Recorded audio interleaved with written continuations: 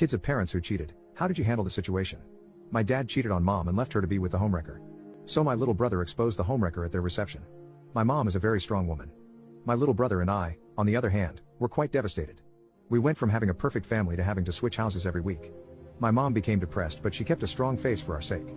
She encouraged us to be at least civil with her, so we could still have dad in our lives. I wanted nothing to do with him and the homewrecker. My little brother changed. He went from being a kind and respectful kid to a kid with a mission.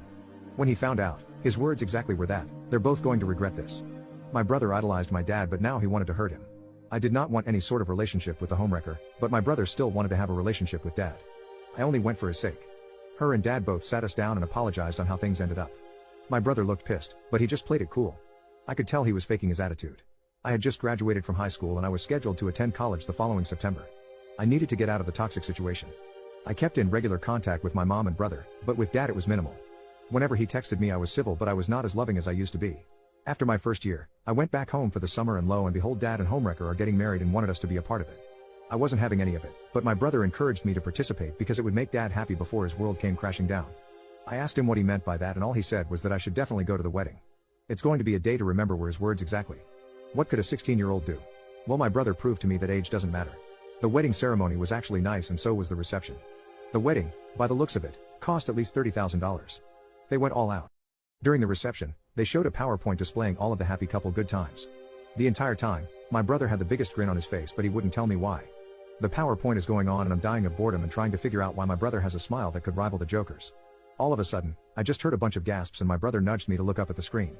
There for 300 people to see, on a massive screen was the homewrecker sucking another man's face. It was dead quiet.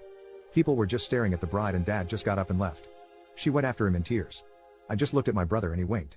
They had to cancel the rest of the reception. It was a sight. At home, I pulled my brother to the side and asked him if he did that.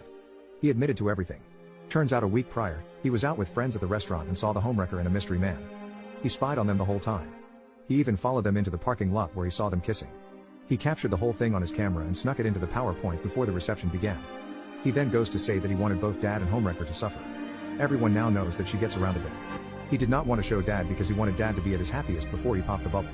Plus there was the bonus that both of them spent a lot of money on their wedding, only to have it ruined in the most humiliating way possible. That's when I knew my brother was a savage. All of this happened last month. Mom is doing better. She's in therapy and when she found out what happened, she burst out laughing. However, she doesn't know who is responsible and she never will. The homewrecker doesn't want an annulment, but dad doesn't want anything to do with her. He kicked her out of his house. We watched from a safe distance.